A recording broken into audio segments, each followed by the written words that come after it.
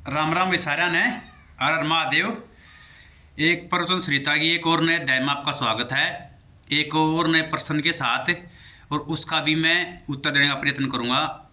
तो भाई प्रश्न ये है कि ऐसी कौन सी चीज़ है जिसमें आदमी एक बार पड़ जाए गिर जाए तो उस तय पूरी जिंदगी बाहर नहीं निकल पाता, ना तो ज्ञान के द्वारा निकल पाता, जिसने ज्ञान हो वो भी उसमें धंसता चला जा है। तो भाई मैं आप इस बात को आज एक कहानी के द्वारा आपने समझाने का प्रयत्न करूंगा। तो भाई कहानी इस प्रकार है कि राजा भोज का एक बार दरबार लग रहा था। तो राजा भोज ने बात बात में दरबारी चर्चा कर रहे थे, ज्ञान के विषय में चर्चा कर रहे थे, धर्मशास्त्र के विषय में चर्चा कर रहे थे, चल रही थी वो। तो यह बात उठ की भाई ऐसा कौन सा कुआं है जिसमें आदमी गिरने के बाद बाहर नहीं निकल पाता और उसमें और अंदर गहराई में धंसता चला जाता है। तो इसका प्रश्न का उत्तर भाई बारी बारी सब दरबारिया से पूछा गया। प्रधानमंत्री महामंत्री जो उस टाइम होया करते सब का नंबर आया भाई, पूछा गया। अंत में फिर नु बोले भाई जो ये धर्मगुरु है, राज पंडित है, ये प्रतिबिंब है धर्म का और सबसे बड़ा ज्ञानी है इस राज्य का। तो अंत में वो पर्सन उसके पास आ गया कि भाई आप सबसे बड़े ज्ञानी हो और सारे धर्मशास्त्र ज्ञाता हो और धर्म आपसे शुरू हो है इस राज्य का, आप इतने बड़े ज्ञानी हो, तो आप इस प्रश्न का उत्तर दो कि ऐसा कौन सा कुआं है जिसमें गिरने के बाद आदमी कभी बाहर नहीं निकल पाता और उसमें और अंदर धंसता चला जा है। तो राजा ने उससे पूछी तो भाई उसका वो जवाब ना दे पाया, क्योंकि राजा ने गई थी भाई उदाहरण से समझाना पड़ेगा, उसका जवाब नहीं दे पाया वो। तो धीरे धीरे राजा ने फिर अगले दिन भी आए बात उठी भाई उसका प्रश्न का उत्तर दिया। तो ने सोचा तो उन्होंने बोला महाराज इसका उत्तर मैं प्रयत्न तो कर रहा हूँ लेकिन मन में को आ नहीं रहा संतोषजनक जवाब। तो राजा ने उसका 7 दिन का टाइम दे दिया भाई। अब 7 दिन में या तो है इस प्रश्न का उत्तर खोज और ना तो भाई जो तेरे तय नाम दे रखा है रण तय न्यारा महल दे रखा है, ये राजपाट सारी सुविधा दे राजसी भोगर सुविधा जो दे रखी हैं ये सारी तेरे से छीन ली जाएंगी। अरे देश लगाड़ा और दे दिया जाएगा, इस राज्य में तो बाहर कर दिया जाएगा। मतलब इस पद पर आप इसीलिए बैठा रखे हो कि मतलब आप धर्म के ज्ञाता हो, सभी चीज़ों का आपको ज्ञान है, तो आप हमने धर्म का क्या रास्ता दिखाओगे जब आपने खुद इस चीज़ के बारे में नहीं बेरा। तो इस 7 दिन का टाइम इसका प्रश्न खोज कर लियाओ। तब भाई वो न्यू आंडे गया भटकता, कदे किसी ऋषि मुनि के पास जा, कदे किसी के पास जा, कोई कुछ बतावे कोई कुछ बतावे। मुख्य रूप तय अग भाई ये है मोह है सबसे बड़ा कुआं जिसमें आदमी एक मुंह में बढ़ गया है, कोई और कुछ बताओ भाई। लेकिन वो संतोषजनक जवाब उसने नहीं मिला। तो धीरे धीरे ऐसे ही करके 6 दिन बीत गए। तो वो भटकता भटकता जंगल में चला गया। अग भाई आड़ कोई ऋषि मुनि से पुरुष हो तो पूछूंगा। उड़े के था एक गडरिया भेड़ चराने लाग रहा था। तो उसने देखा अग भाई ब्राह्मण श्रेष्ठ तो पेड़ के नीचे उदासी में बैठे हैं। तो गया बोला भाई ब्राह्मण जी, बोला क्या दिक्कत है, आप उदास नजर आ रहे हो, मैं कहा आपके लिए कुछ कर सकता हूँ। न बोला भाई तू की करा दो तो तन तो सारी जिंदगी भेड़ चराई है ना, तन्ने ज्ञान की इच्छा है। उसने अपने ज्ञान का खुद अहंकार था, मेरे तो ज़्यादा ज्ञान तो इस राज्य में किससे नहीं बना है, जिस चीज़ का मन नहीं निवेरा उसका तने के बेरा होगा। या बात क्या कहूँ, फिर चुप हो गया, उदास बैठ गया। तो वो गुडरिया फिर बोला कोई दुख है, उसने बताया तो वो हल्का हो जाएगा, एक बार बताओ तो सही कि बात क्या है, वो क्या पता मैं आपका कुछ इसमें मदद ही कर पाऊँ।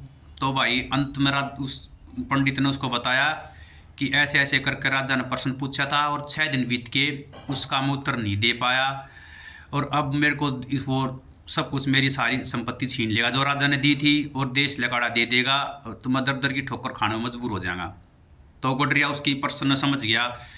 तो उन्होंने बोला पंडित जी आप जितना ज्ञानता है कौन है, पर मैं भी सत्संगी आदमी हूँ, भगवान का नाम स्मरण करता रहूँ हूँ, लेकिन मैं आपकी समस्या का इसने निदान में कर सकूँ। बोला क्यों कर भाई, बोला मैं पार्स पत्थर दरिया है, मैं वो पार्स पत्थर आपने दे दूंगा, फिर उसने आप कितना सोना बना लो, यो एक रात ज़्यादा कैसे से तुम आप 100 राजा खरीद लोगे, अपना नारायणा नगर बसा लोगे। और तैनू बोला अच्छा रहे। तो पहले भाई उसका जज की झूठ नहीं बोला करते मानस से, पंडित का भाई पार्स पत्थर ले रहा अगड़ रिया, तनु बोला भाई वो पार्स पत्थर मन दे दे, बोला भाई जब दूंगा जब मेरा चेला बनना पड़ेगा। तो पंडित ने सोचे अहंकार में मैं इस राज्य का सबसे बड़ा ज्ञानी श्रेष्ठ पंडित और मैं इसका चेला बनूंगा, ये दिन आगे मेरे। लेकिन उसने मन में विचार करा पारस पत्थर मिल लगा। तो उन्होंने बोला चलो ठीक से मैं चेला बन जाऊंगा। उन्होंने बोला नू करता है मेरे काम भी करने पड़ेंगे सारे, ये बेड का दूध काट और ये भेड़ का दूध काट के न्यारा दारे इसका गोबर ठा तो राजा वो पंडित ने सोचने लगा इतना तुच्छ काम ब्राह्मण होगा मैं करूँगा। अगर बेटा का दूध काट दूंगा, इनके गोबर ठाऊंगा, इन्हें नवाऊंगा मैं। बोला जब पार्श पत्थर दूंगा तो उसने फिर मन में गंभीरता तो विचार कराया, अग भाई तेरा सतर्कता है गिरता है जान लाग रहा है। लेकिन उसके मन में नहीं आई यो काम करे पास से पार्श पत्थर मिल जाएगा। एक बार पार्श पत्थर मिल गया ना फिर मेरी जितनी मौज किससे की नहीं रहेगी दुनिया में। तो भाई बेटा दूध काटा है, उनका जो मल मूत्र उन साफ करे है तो वो फिर आवा है। बोला भाई पहले भेड़ का दूध लागो तो दे है, तो गोडरिया उस दूध ने पीवा है। बोला भाई मैं तेने पारस पत्थर जब दूंगा, जब चिल्ला करूँगा, जब मेरा झूठा दूध पीऊँगा। और तो वो फिर विचार करे है अगे मैं इतना श्रेष्ठ और सिद्ध ब्राह्मण हूँ, सब शास्त्रों आगे आता हूँ, और ये तुच्छ है यो नीची जात का गडरिया, मन ने इसका झूठा दूध पीना पड़ेगा। लेकिन फिर विचार आया कि एक बार पी दे किए हुआ है तन पारस पत्थर मिल लगा, तो वो उसने पी जाया है। और तो फिर वो गडरिया नु कहेगा आपने एक चीज़ का उत्तर मिल जाएगा ना मिल जाएगी, मेरे हिसाब से तो मिल गया होगा। बोला उत्तर मिल जाएगा, वो पारस पत्थर और उत्तर तो मैंने कुछ भी ना मिल गया। नो बोलिया यो है सबसे गहरा कुआ लोभ का तृष्णा का। अब पारस पत्थर के लोभ में और धन की के लोभ में तृष्णा में आप देख लो लगातार गिरते चले गए। पहला आपने मेरा चिल्ला बनना स्वीकार किया, फिर आपने ये जो भेड़ बकरी मैंने पाल रखी इनका मलमूत्र साफ कराया पारस पत्थर के लोभ में। और तो यो सबसे गहरा कुआ है लोभ और तृष्णा का, जिसमें एक बार आदमी पड़ गया तो उसमें और उसका नीचे दस्ता ही चला जाएगा। जब दलदल में आदमी पड़ गया उसमें जितने हाथ पा मारेगा ना और दस्ता चला जाएगा और दुर्गति होती चली जाएगी। नू बोला यो है वो तृष्णा और लोभ का कुआ।